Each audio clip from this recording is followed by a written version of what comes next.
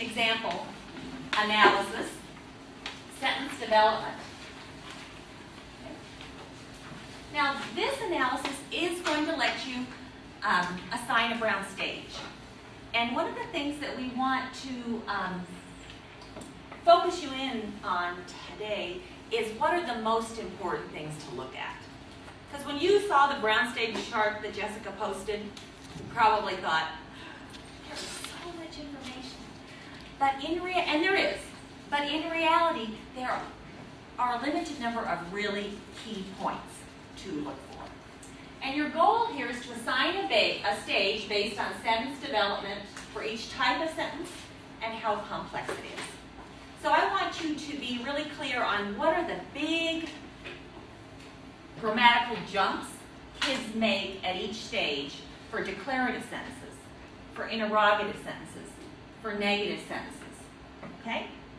And then we'll talk about when do they use complex sentences. Okay? All right, so just in review, you have to be proficient with identifying different sentence types to do this analysis. You have to be able to know the difference between a declarative sentence, which is just our basic form in English. It's a statement, right? A declarative sentence. A negative sentence is negating something. It has to have a negative term, okay? And syntactically, the negative term has to be in a certain location based on the language. Interrogatives are sentence structures that ask for information or questioning forms. Imperatives.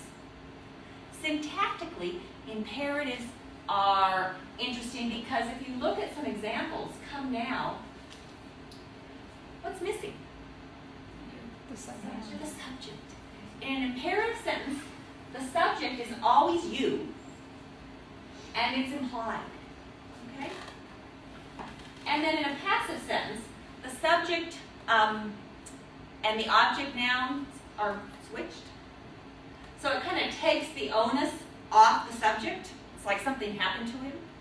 And we don't have to worry about those now because preschool-age children don't use those. Okay?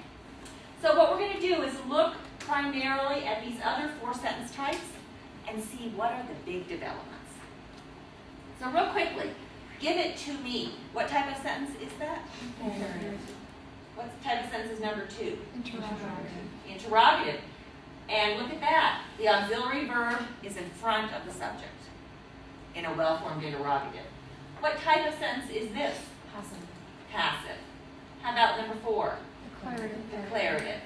How about number 5? Declarative. Negative.